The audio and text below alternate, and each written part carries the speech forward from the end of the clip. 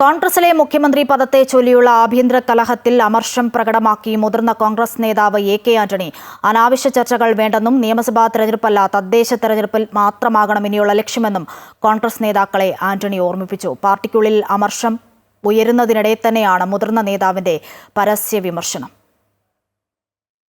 മതസാമുദായിക നേതാക്കളെ കൂട്ടുപിടിച്ച് മുഖ്യമന്ത്രി സ്ഥാനത്തേക്കെത്താൻ പോരിനിറങ്ങിയ നേതാക്കൾക്കാണ് ആന്റണിയുടെ മുന്നറിയിപ്പും ഉപദേശവും. മുഖ്യമന്ത്രി സ്ഥാനത്തിനും നേതൃനിരയിൽ സ്ഥാനമുറപ്പിക്കാനുമുള്ള നേതാക്കളുടെ കിടമത്സരത്തെ ഒടുവിൽ തള്ളിക്കളയേണ്ടെന്ന തീരുമാനമായിരുന്നു ആന്റണിയുടെ വിമർശനത്തിന് പിന്നിൽ. അനാവശ്യ ചർച്ചകൾ വേണ്ടെന്നും നിയമസഭാ തെരഞ്ഞെടുപ്പല്ല തദ്ദേശ തെരഞ്ഞെടുപ്പ് മാത്രമാക്കണം ഇനിയുള്ള ലക്ഷ്യമെന്നും ആന്റണിയുടെ ഓർമ്മപ്പെടുത്തൽ. ഇക്കാര്യങ്ങൾ ഹൈക്കമാൻഡുമായി KPCCക്ക് ആലോചിച്ച് തീരുമാനിക്കാമെന്നും ആവശ്യമെങ്കിൽ തന്റെ ഉപദേശം കൂടി സ്വീകരിക്കാമെന്നും അല്ലെങ്കിൽ തള്ളിക്കളയാമെന്നുമായിരുന്നു എ കെ ആന്റണിയുടെ കൂത്ത്.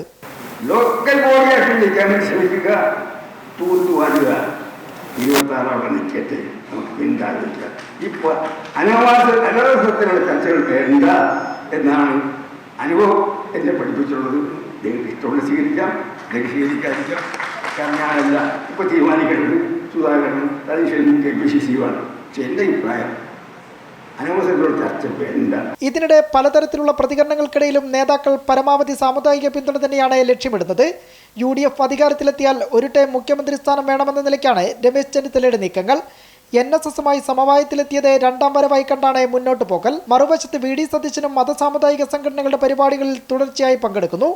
അതേസമയം ഭരണവിരുദ്ധ വികാരം കൊണ്ട് മാത്രം അധികാരത്തിലേക്ക് തിരിച്ചു വരാനാകില്ലെന്ന അഭിപ്രായം പാർട്ടിയിലും മുന്നണിയിലും ഉയരുമ്പോഴാണ് എന്താകണം അടുത്ത പ്രധാന ലക്ഷ്യമെന്നുള്ള ആന്റണിയുടെ ഓർമ്മപ്പെടുത്തൽ കൂടി. അമൃത ന്യൂസ്, തിരുവനന്തപുരം.